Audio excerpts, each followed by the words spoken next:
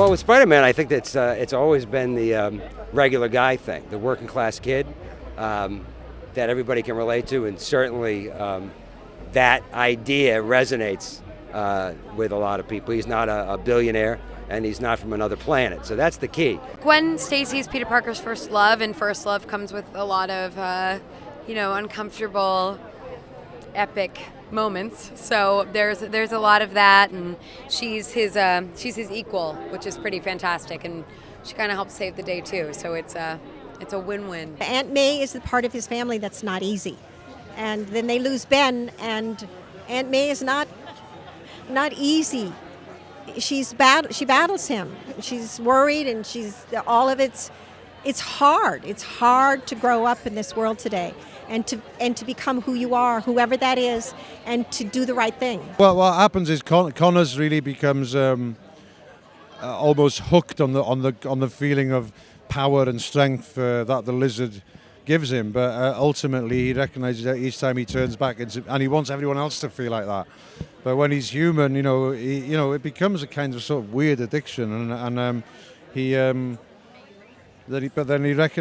realizes when he's human that would be madness for everyone to run around like a lizard, I went back and dug through all my Spider-Man comic books, and it was really about finding Peter Parker and how I interpret it and how I remembered and what I loved about Peter Parker. And when I was thinking about the character, I went back to the moment where I kept on returning to this moment where Peter Parker was left behind by his parents.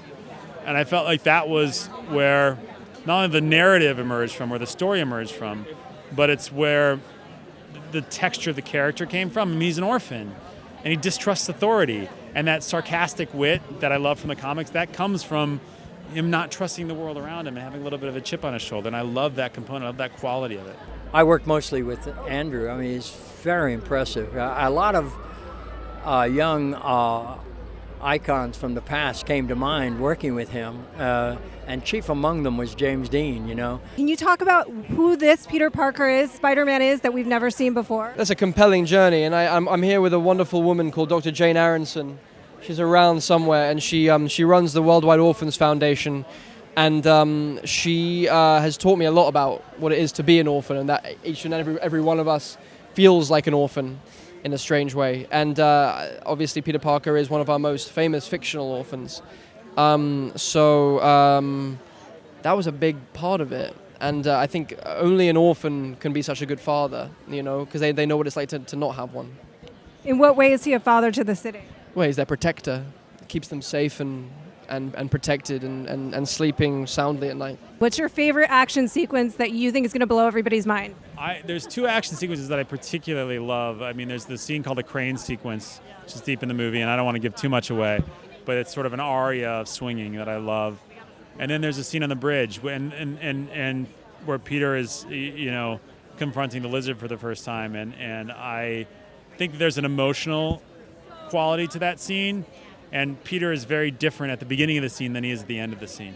And that is what I love about certain action sequences. There's peril, there's danger, there's flames, there's a lizard throwing cars off a bridge, but there's a beating heart at the center of it, and it's a scene like any other scene. I just hope that everybody has a good time and enjoys themselves and gets lost in a different world for 2 hours. That's always what I hope for with movies. LA just won the Cup. I mean, LA is about big movies, and this is arguably maybe the blockbuster of the summer, so it kind of goes hand in hand.